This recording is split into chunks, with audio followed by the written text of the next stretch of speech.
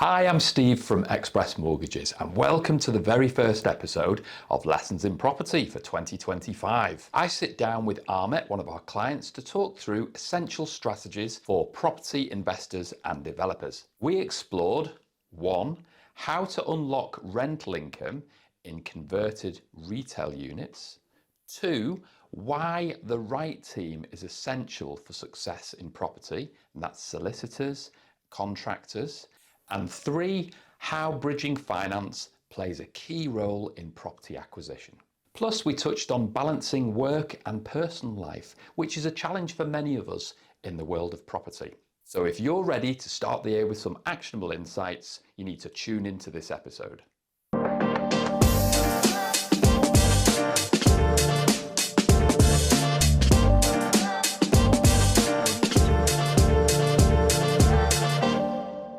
I've got Ahmet with me, who is one of our clients, and we've recently arranged bridging finance for him. And he's on with a project at the moment. And this would be a really good video to watch for those developers that are maybe thinking about bridging finance or want to do the next level refurb, but for whatever reason, you've not taken it forward yet. So we'll start with that. I think, Ahmet, just the latest project with the retail units underneath. So to give people a bit of an image there, we've got 2 shops underneath, haven't we? And we're doing That's right. two bed flats above. Yeah, two beds flats above as well. Yeah. Great. And this is in North Wales in Mold. Yeah, it is. Yeah, it's just borders to Chester. And we see these a bit at Express Mortgages where people want to buy a commercial unit, and naturally you get that space above on most of it because it's on one title.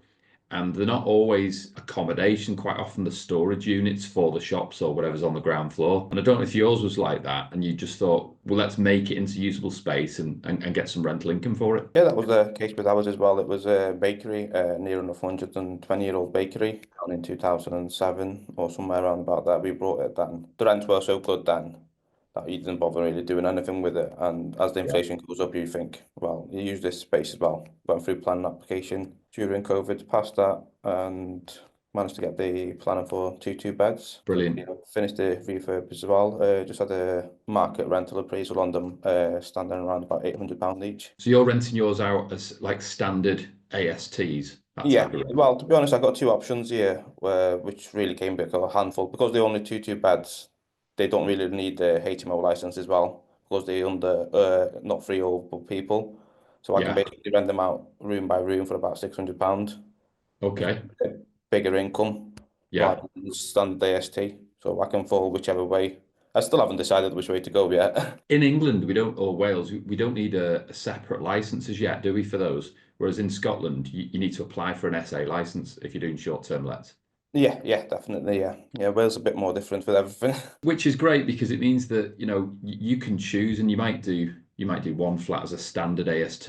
I'm just thinking with other developers that are in this situation, if you've got 2 flats there and they're not sure about entering into the serviced accommodation market, you could just rent one out as standard. So you've got that solid £600, £800 a month, whatever it may be, coming in. And then the other one's done on more of a holiday let basis or even a contractor let basis, but more of a nightly thing rather than a 6 or 12 monthly thing. Yeah, you can go both ways, really. I think there's a high demand, especially in my area, for all sorts, really. We've got quite a big, large developments going on as well. So you probably can easily get contractors as well, 12 months around. That's it. We're experiencing that quite a lot where people are looking at areas that might not be holiday destinations. I'll use Barrow as an example in the Lake District. So Barrow's sort of tucked away in that corner of the Lake District, which is what, south west. And you wouldn't think of that as a holiday destination as such, but people are buying it to put contractors in because of the large employment that's in that area, large employers that are in that area.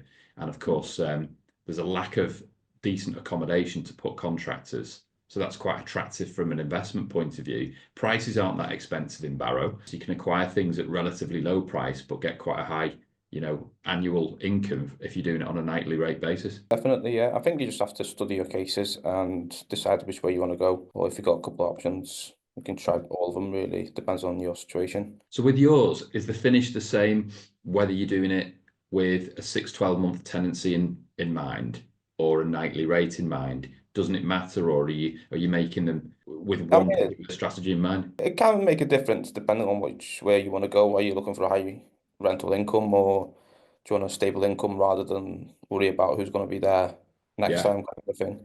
So in my mind, I'd rather go for a steady option rather than high rental, yeah. make it easy, and then at least you know it's going to be there for a long term rather than short term. And if you rent on a long term, it's a family, so obviously they're going to look after it a bit more than short term period, and save you chasing after it 24/7. And you're busy enough anyway. You don't Yeah. need any more headaches, do you? No, no, no. Honestly, I do around about 80 hours a week at the moment. It is pretty draining sometimes, but I think you just have to keep pushing it rather than stopping somewhere. Sometimes, yeah. Sometimes just not slowing down can be the best strategy, can't it? You do drain it anyway, so you do automatically just can't get up one day. You just fall back a little bit and then you realize it yourself. You need to stop there or have a little break. And for those that don't know, your main job, if you like, or what spends most of your time, is in the restaurant business because you've got two takeaways, you've got the cafe, you're a landlord anyway. You've got a few properties there that you can tap into the equity of those, which is what we'll be working on. Just how to maximise that equity that's just kind of sat there, so you can do more projects, more flips, and ultimately make more collective profit. But like you said, we do have hospitality business, runs 24/7, and like you say, got a few properties where it's all being rented out, but they just sit there doing nothing. Yeah. So it's just learning from the expert side of it, how to maximize them, and rather than working physically, working on a clever basis, getting the equity out from them, and then getting your money to work for you rather than yourself physically. Yeah, that's it. Over time, I mean, you can work 80 hours a week, but it's pretty punishing if you're doing it over many years or many decades, isn't it? Over time. And I think most of us reach a point in our lives where we're kind of like, "Do you know what, I want to step back a little bit from this. I want more time back for me and my family." So Yeah. by having the rentals there in the background and optimizing those, it's like you could easily sit on the assets that you got and take an income in, which a lot of people will be quite content with, but you're not settling for that. You want to push on, don't you? You want to progress. Yeah, yeah, definitely. I mean, if you settle for something and like what happened a couple of years ago, inflation kicks in bigger than ever, you Mm. are losing out on it straight away. Yeah. And I think by just not doing anything, you are just losing anyway. Over time, everything goes up in price. Without inflation, it goes up anyway. So you are just losing it. It's just like going to a gym. If you don't train, You're either progressing forwards or you're going backwards, aren't you? It yeah, doesn't really definitely. just stay where it is because No, if you choose not to progress forward with more flips or increasing your portfolio, you're actually going backwards because the world takes over, doesn't it? And things yeah. like inflation, when it's running at 10% or 11% for a couple of years on the trot, and then higher the next year, before you know it, things have gone up 25%. And if you're not getting into your next flip or formulated a proper strategy, gradually it's been eroded away. Oh, yeah, definitely. I mean, standing still is just losing without you realizing you're losing. So, out of all the strategies that's out there, what excites you? I know we've been chatting about different things, but what really excites you for the next like 3 years, 5 years? Quite interested to do a couple more flips, start things off a bit more scalable, and then once we gain more experience, we're looking for grand development, to be honest, maybe small to medium size. And whether you do ground up or a conversion, we've talked before about this 100% development finance product, which allows developers, contractor developers, to really scale because you don't really need to put any money in. There's a small site visit fee.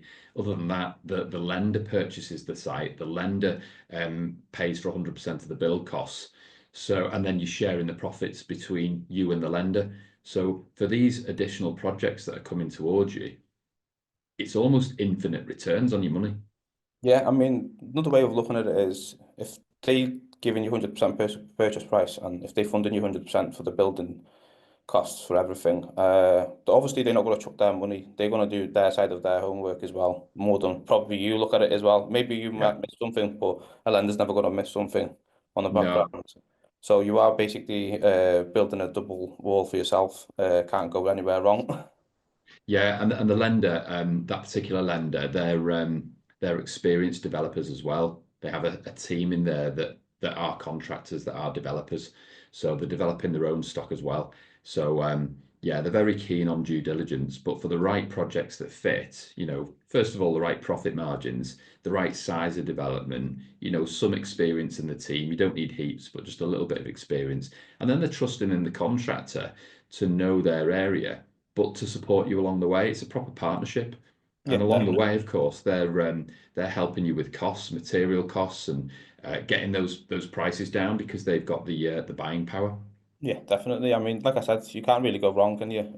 By just not saying yes to them if opportunity comes in. No, absolutely. So the two above, just going back to the two flats, two bedders above the shops, because I think this is useful for a lot of people out there. You funded that not with spare cash, but with using bridging finance. Yeah, that's right. Yeah, yeah. Expect mortgages. Yeah, and using bridging finance, like a lot of people are scared straight away. As soon as you mention that word, they just see stress. It's like, oh, exorbitant fees. Um, but it's getting that message across to people. Would you agree that it's about unlocking the value? And with yourself, you had a portfolio there, and what we were doing is tapping into the equity that's already in a couple of your properties and using that equity to go towards the refurb. And then the lender has a charge on the property, but they give you enough breathing space, usually 12 months breathing space to add value to the project. If it's one you're retaining to refinance, or if it's one you're selling to sell it, in most cases, people are in and out inside 6 months, 8 months at most. So if you've got a 12-month bridge, you've got enough breathing space, and the interest that they've charged you day one just gets refunded back to you if you clear it off sooner. Yeah, definitely. Yeah. I mean, when we spoke to our subcontractors, they said this is a 6 month job. I was like, okay, maybe about 9 to 10 months. Mm. I said, still take it out for 12 months, just in Yeah, case. yeah.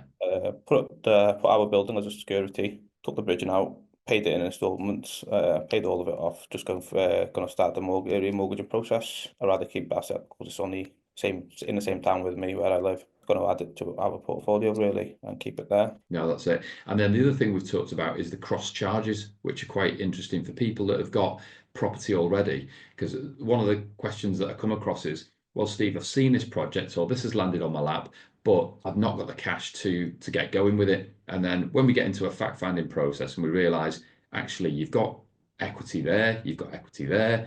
And like yourself, you're in that situation where there's quite a lot of equity sat amongst different properties, and we can tap into that equity with what's called a cross collateral charge, which is basically a bridge. Pull out that equity and use it for the deposit on the project that you're looking at, or the deposit and the refurb of the project that you're looking at.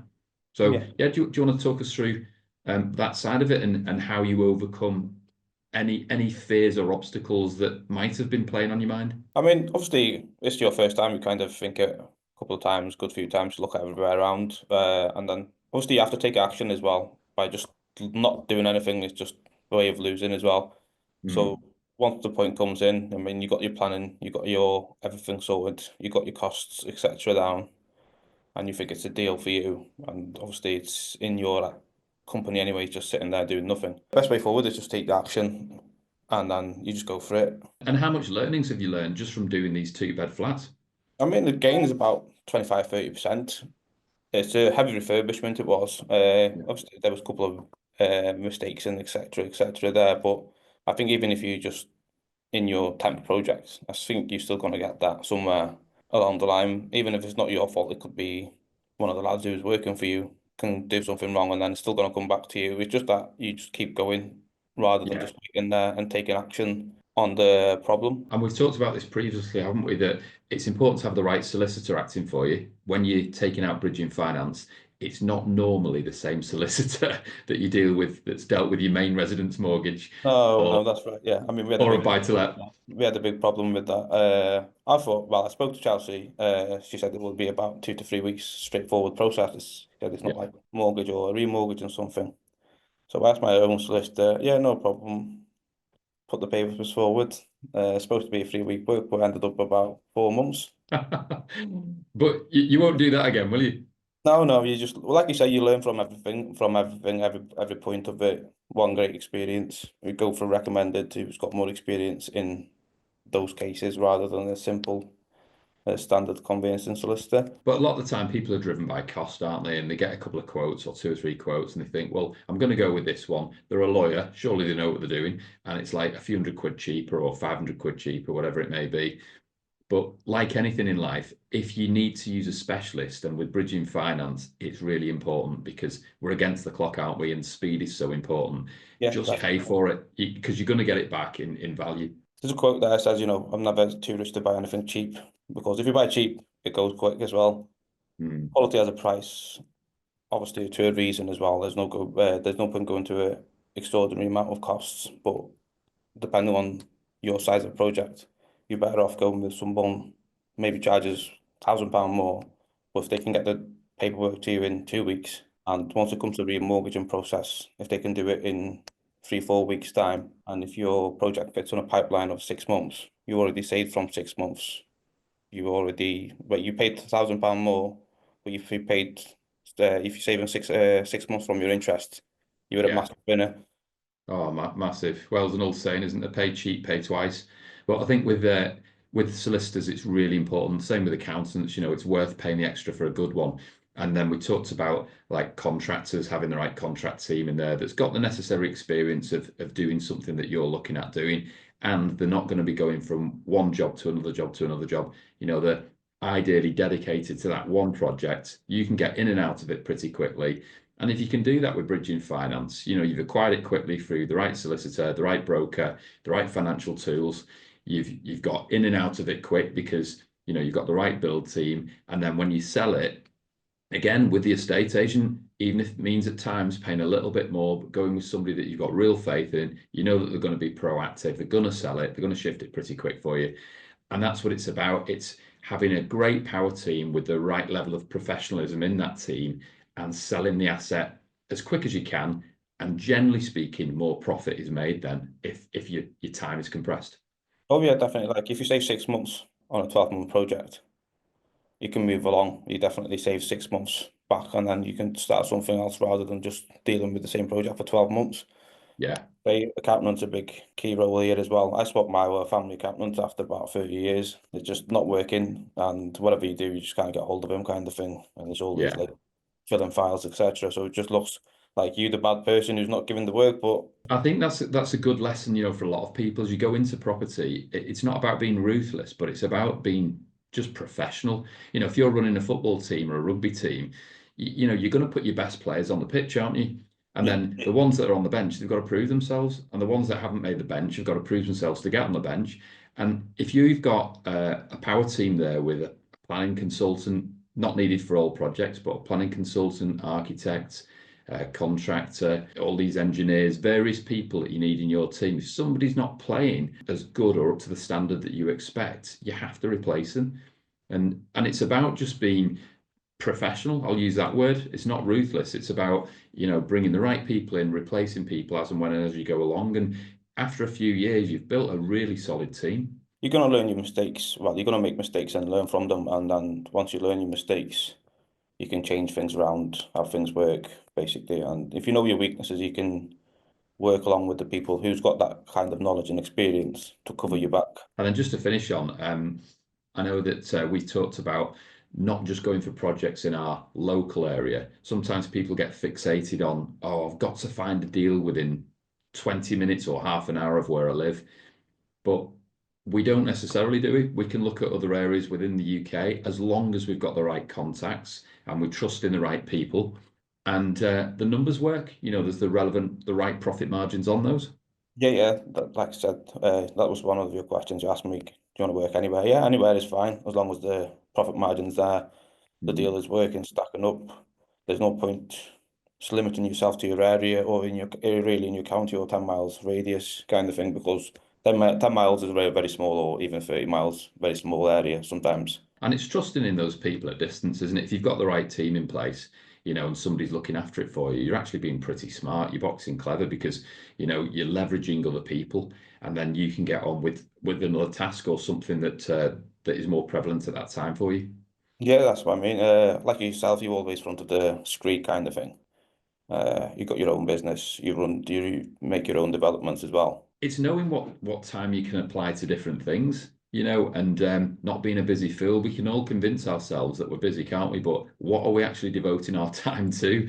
And some of those tasks you can easily offload to somebody else. You can outsource them. And I notice this actually with tradesmen at times when they first get into property and doing their own developments, they think, well, I'm a joiner, I can do that. I can do a better job than him. I'm going to do this myself. But be mindful that your time is more precious finding deals or finding the money and leveraging somebody else, get somebody else to do that job. And it might not be up to the standard that you would do necessarily, but over time, again, we can improve on that, can't we? Yeah, you can always hire someone else if you're not happy with their kind of work. If you think they're not doing, or you can do better than them, you can always hire someone. It might cost you a little bit more, but is it worth, like you say, is it worth you hiring, putting your time effort in there, or is it worth you to go and chase a couple of more deals and have 20% profit margin on something? Yeah, no, brilliant. I think that's been really useful for people. If anyone's watching this video kind of thing, I think they just have to take the step of it. You can watch many videos you like, but if you don't take any actions, you're gonna just sit there doing nothing really, and then just watch people how they do it, and then you think, well, they managed it, but aren't you, you're not taking any action on it. Dead right. We see this all the time. The analytic mind or the engineer's mindset where they overanalyze stuff and they never, very, very clever people at times, but they don't take that action. You're actually better turning down the brain cells and having somebody that's courageous enough to take that step. Because if you never take that step, you're not going to move forward and progress. Yeah, I mean, you can watch hundreds of hours of gym videos, but if you don't actually go there and work, you're never got that, Yeah, never going to get that result from anything. Even like I can watch hundreds of developers' videos, yeah, don't actually go and do it. How am I going to learn from the job? yeah. No, absolutely. No, great bit of advice there. Thanks, Ahmet. Thanks for coming on. No problem. Thank you See very you much for your time. soon. So there we have it. Thanks for joining us for this first episode of Lessons in Property in 2025. If you found today's discussion valuable, hit the like button, subscribe to the channel, and share this video with others looking to succeed in property. Remember, the key to success in property is taking action. Let's make 2025 the year to achieve your property goals. See you next time.